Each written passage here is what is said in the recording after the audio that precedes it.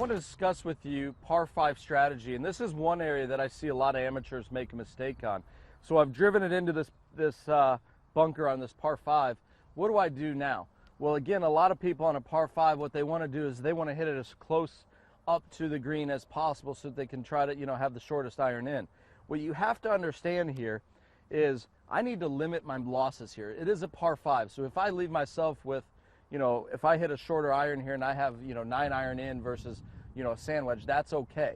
Because again, I've made the mistake off the tee, whether that is, mechanically where the ball, I hit a bad shot, that's okay. What I don't want to do is follow that up with a mental mistake. So when you're in a par 5, what you first need to do is look at, okay, what do I need to get over this bunker or over the lip of the bunker? Well, for me, I feel comfortable hitting a 5 iron over the slip. Now, because it's a par 5, what I'm going to do is I'm going to take 2 clubs more.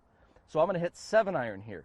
The reason is the worst mistake I can have here is hit what I think I can get over that lip, which is a 5 iron, and I thin it a little bit, and it hits the lip and then basically stops up here in the lip. Well, then I'm going to have to hit sand wedge out, and now I've got, over 200 yards in, so I've just basically brought bogey or double bogey into play.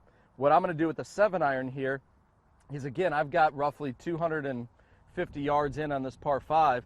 I can hit 7 iron here, hit it, because out of the bunker it's not going to go as far, I can easily hit this 150 yards, leave myself a sand wedge in where I can attack this pin and get back to making birdie. So do not follow up a mechanical mistake, which everyone makes them, even the best players in the world hit bad shots.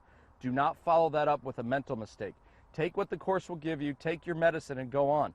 I also want to talk a little bit about technique here out of a bunker, fairway bunker.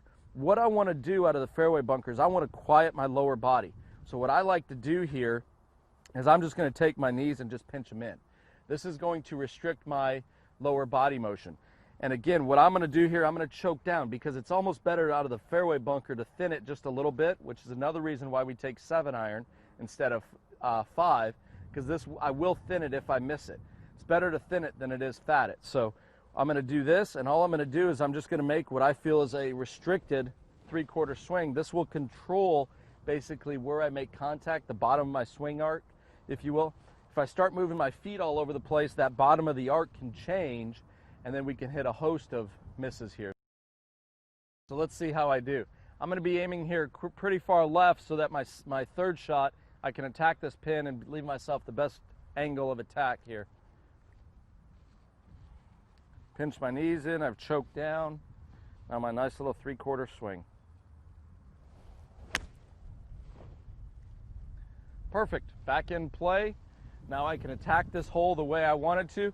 I made the mechanical error off the tee by hitting it into the bunker. I wasn't planning to hit it here, but I made a bad swing. That's okay, that we're allowed that.